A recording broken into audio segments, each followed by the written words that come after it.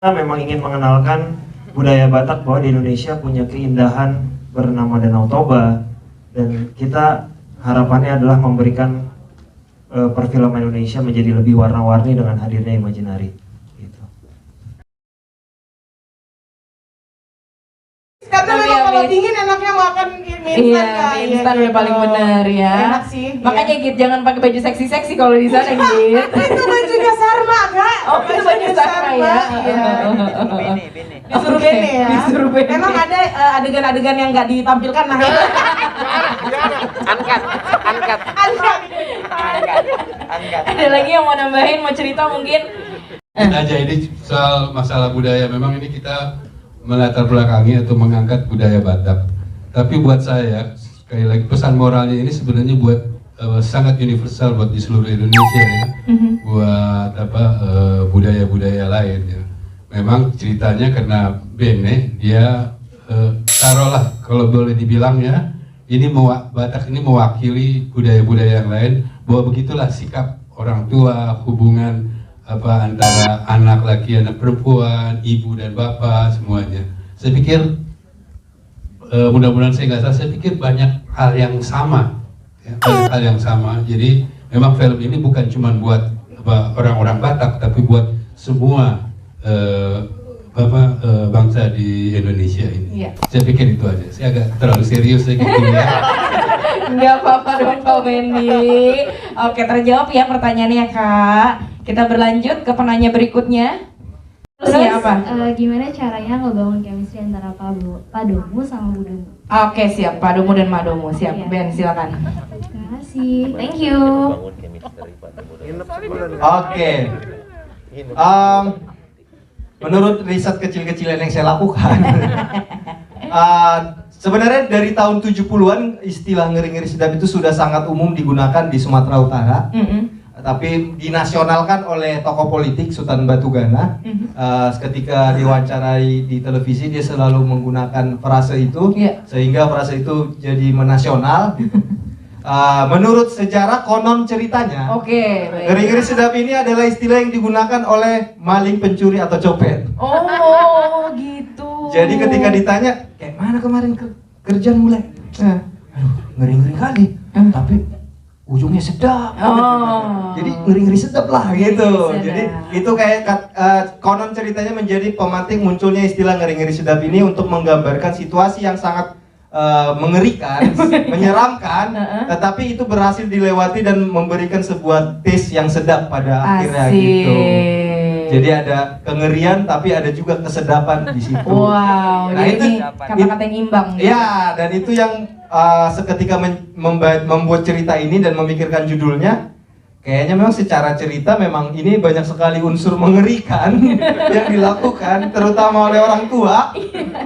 Dan apa yang dibawa pulang nanti setelah menonton adalah sesuatu yang kami harapkan ada sesuatu yang sedap. Gitu. Iya, asik. Ini jawaban udah dilatih kita 3 bulan lalu ya. Sempurna banget jawabannya So soalnya. cool ya. Ya kan, researchnya ada, ya kan, sejarahnya ada, ya. Ada opung di sana ya. Ya, kita punya kesempatan untuk workshop berlatih ya di tempat dari Imaginary waktu itu ya, dipimpin sama Bene tentunya. Jadi kita banyak ngulik melalui teks ya, dan juga melalui referensi si penulis. Kebetulan penulisnya Bene sendiri, jadi nggak susah-susah undang penulisnya. Dan kemudian juga sutradaranya dia juga dia bisa membayangkan apa yang terjadi. Nah, hubungan kami itu sebetulnya awalnya itu agak-agak, waduh, aku main sama komedian ini. Agak deg-degan juga gitu ya. Tapi rupanya Butik sangat kooperatif ya. Kita bekerja sama dengan baik dan kita selalu mengulik teks demi teks itu, begini dong, begitu dong, dan terus apa terasa itu terjadi. Apalagi setelah itu Butik juga bawain saya arsik. Jadi chemistry-nya semakin jadi kalau kita jadi berkat arsik Mama Botik. Oke. Berarti Botik ada tambahan nggak? Gimana? Iya, kalau saya kalau bahasa Sunda pertama kali tahu suaminya adalah Bang Wendy itu keeng ya gitu ya. Keeng apa ya? Boris apa? Ya ngeri sedap ya. Ngeri ya, ngeri. Angker, Ngeri tapi sedap karena beliau ini sudah melanglang buana lama di dunia perfilman, dunia teater. Jadi kengerian saya adalah saya takut tidak bisa mengimbangi beliau. Tapi di sisi lain sedapnya itu adalah saya bisa belajar banyak dari beliau gitu. Dan tadinya yang saya melihat sosok beliau itu ada agak ngeri gitu ya karena peran-perannya juga, tapi ternyata dia tidak sengeri itu, dia sangat sekasual itu, senyeleneh itu, sehancur itu sih Pak Bang Wendy.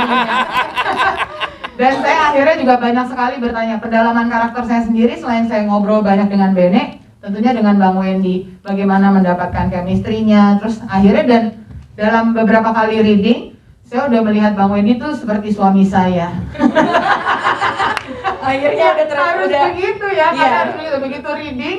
Ya udah ini 4 anak-anak saya, ini suami saya. Akhirnya kayak begitu Mbak dan Makanya bawain arsik ya. iya makanya dibawain arsik. Makanya tapi benar-benar Bang Wendy juga sebagai seorang senior dia memberikan banyak keleluasan buat saya mendalami karakter saya dan mendalami karakter Pak Domu. Alright, tepuk tangan dong sekali lagi untuk Pak Domu dan Mak Domu. Silakan. Gita. Gimana Git? Apakah di keluarga saya seperti itu juga gitu? Oke. Saya anak perempuan paling bungsu di keluarga saya dan saya bisa bilang iya karena saya baru bisa merantau ketika bapak saya pergi. Jadi emang dia tidak pernah secara langsung bilang kalau saya harus terus nemenin dia. Tapi memang dari kecil karena saya sangat dekat dengan orang tua saya dan memang saya ngelihat di keluarga papa juga anak perempuannya adalah yang paling berada dekat dengan orang tuanya. Jadi secara tidak langsung saya ingin mencontoh seperti itu juga, melakukan hal yang sama. Jadi nggak pernah disuruh, tapi secara tidak sadar saya melakukan hal yang seperti Sarma lakukan.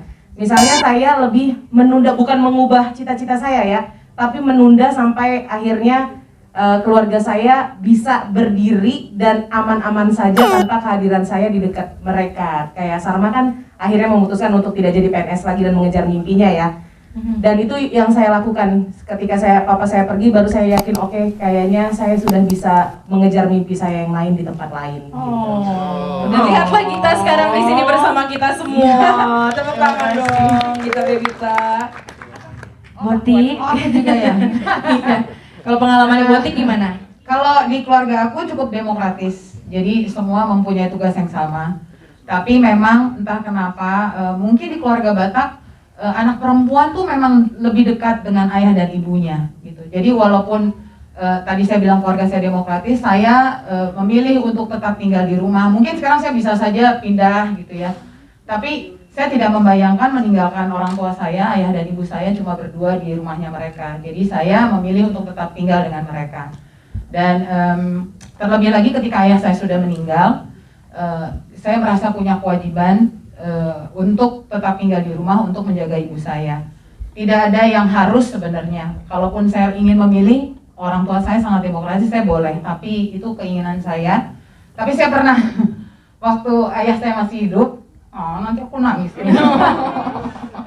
Dia sempat bilang ke ibu saya bahwa dia bersyukur dia punya putri-putri yang masih mau tetap tinggal di rumah sehingga bisa mengurus mereka. Dan menurut saya itu merupakan sebuah kebanggaan buat saya dan juga seperti Sarma, seperti Gita dan perempuan-perempuan Batak pada umumnya yang akhirnya memilih walaupun mereka sudah berkeluarga, mereka tidak pernah meninggalkan orang tuanya. Mereka tetap mengurus mereka.